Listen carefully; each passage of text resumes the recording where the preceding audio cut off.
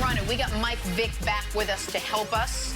Start in L.A., where Matt Stafford dazzled, to use your friend's little puppy, in his Rams debut. I did say it. He came, he saw, he conquered the Chicago Bears, and he did it with flair. Touch him. Matthew Stafford finished with 321 yards and 3 touchdowns. Here was QB1 on his Rams debut.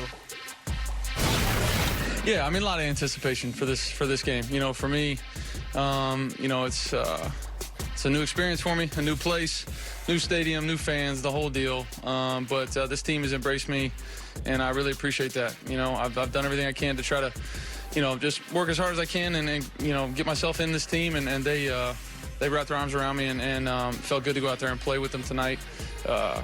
Such incredible players on this team. I'm lucky to be a part of it. You know, I want to do everything I can to try and lead this team to where we want to go. Obviously, this is just one. Got to keep building on this, but it felt great to get out there and go play. Nice sweater. Mike, did last night prove that the hype for Stafford and the Rams is real? Absolutely. So far, so good for Matthew Stafford and Sean McVay. Matthew Stafford deserves to be a part of a winning culture, and he got what he deserved right now. So far, so good. I'm liking what I'm seeing. Hopefully they can continue with the success, but they beat a Chicago Bears team who's still searching for their identity. Yeah, I liked what I saw. Look, he wasn't blameless in Detroit. He did make some mistakes. He has to bear some responsibility for those poor seasons they had there, but he came out and had the best debut for any quarterback's ever had with a new team. He threw the bombs, and he only threw 26 times. That's the thing. Like, this is only the beginning of what we're going to see from Matthew Stafford. So he's got to keep it up, like he said. But, Nick, so far, so good for the Rams. He was excellent. He played a nearly flawless game. Second drive of the game, he had a couple missed passes in the end zone. Other than that, I don't think he missed a pass of consequence all night. And I don't think anybody doubts that the Rams are going to be able to beat up on bad teams with that defense, with that coaching staff, and now with a more than competent quarterback. The question for the Rams and for Stafford particularly is, how are they going to do against good teams? They showed it during the broadcast. Stafford 8-65 in his career against teams with a winning record. Seems almost incomprehensible, but that's the numbers. But before we move on, I want to ask Vick a question. Because, Mike, it was not popular in Chicago. It was not popular amongst the media. I can't imagine it was popular for the players when Matt Nagy's like, Andy Dalton's our starter. And then the first drive of their season, they get to the goal line and Dalton throws a pick. And then later, Dalton has a strip sack. And they lose by 20-plus points. What do you make of what the Bears did there? And do you think they can go to Justin Fields now? Meaning week 2, Justin Fields is the starter. Yeah. You know what? I feel so bad for Andy Dalton because I understand exactly what he's going through. I can't feel the pain that he's going through, but there's some anguish in there. And it's not easy knowing that it's the first-round pick on the sideline waiting to take your place. He's playing with a lot of pressure, but he's a 10-year veteran. He should be able to handle this, and the Matt Nagy has to help him out throughout this process. It's an interesting perspective, Mike. Take it from that perspective. That was interesting. All right, let's get up to Buffalo. You know, the same Buffalo a lot of folks have going all the way this year. Not a great start for them, falling to Pittsburgh. That Steelers defense able to contain Josh Allen and company. Big strip sack from T.J. Watt coming off his huge payday. But, Mike, was yesterday more about the Steelers' impressive performance or about Josh Allen and the Bills' struggles? The Steelers' impressive performance, I mean, in all 3 phases of the game. But like you said, you got to shout out the defense for Mike Tomlin for all these years that he's been able to be a successful defensive coach. To be able to still do it in 2021. This is not 2010 or 2012, but defense has changed drastically.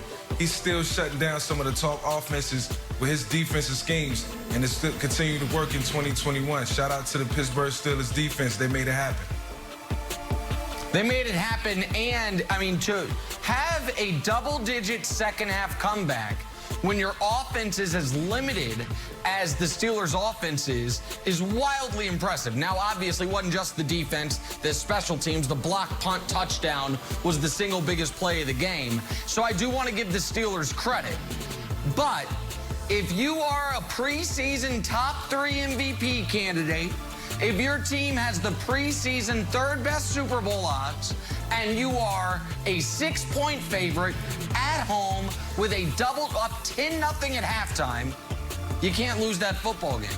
And the Bills did, and they did in large part because their quarterback, which is what makes their offense go, was not good enough. Broussard, they let Josh Allen throw that ball 51 times. The reward for that was 270 yards, one really nice throw in the back of the end zone with the touchdown, and not a whole hell of a lot else.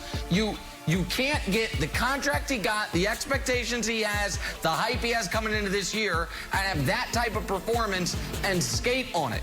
It's not 2019 anymore where any good performance like, oh, good for you, or 2020 anymore. It's like, oh, wow, look at this next star. He's supposed to be one of the 5 best quarterbacks in football yesterday, and of the guys on that list, only Rodgers was worse yesterday. So, to me, because the Bills are allegedly a Super Bowl contender, this was more about them blowing a double-digit halftime lead than the Steelers having a really, really great defensive performance.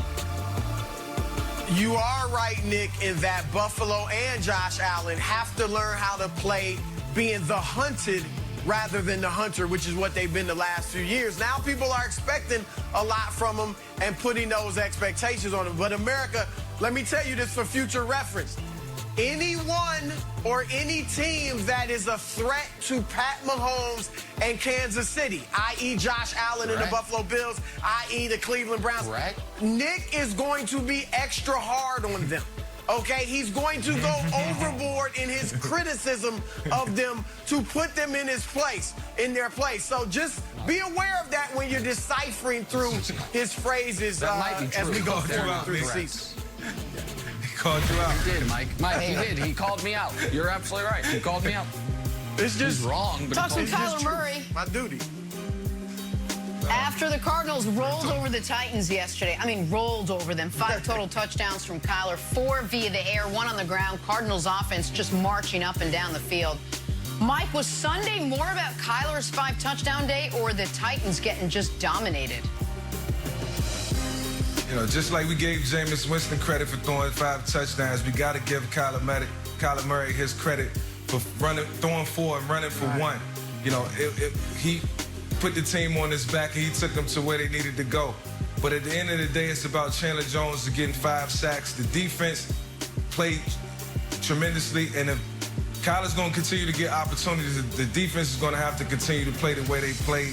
And if they continue to get better, they'll be at the top of the NFC West when it's all said and done. Wow. Wow. Yeah, Mike, look, that's a huge statement. We know how tough that division is, but I'm with you. This is about Kyler Murray and the Cardinals. You mentioned how great the defense was. Murray was incredible. And DeAndre Hopkins, some of those plays he made, we got to give him major league credit as well, right? But the pass to Christian Kirk, and I think it was Kirk in the end zone, where he just, the timing on that couldn't have been any better.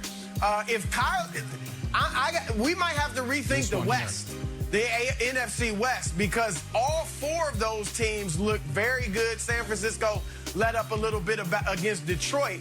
But all 4 of those teams look great this weekend, and, they're going to beat up each other. So on the Cardinals, you're absolutely right, Broussard. All 4 NFC West teams blew their opponent out. I understand San Francisco, Detroit ended close. San Francisco was up 24 with 2 minutes left in that game. They blew them out. Seattle was in total control the entire game against Indy. We just talked about the Rams dominating the Bears, and then there's this game. So I want to give Wilds credit on a Kyler point. He had been higher on Kyler than me because he said, Nick, the guy got hurt at the end of last year. That's when it went to hell for him. That's sure what it looked like yesterday. Looked like, wow, a healthy Kyler Murray with Nuke Hopkins is going to be a handful. But I actually think, Mike, this game might have been more about Tennessee. Tennessee's been knocking on the door of could they be the AFC favorite, right?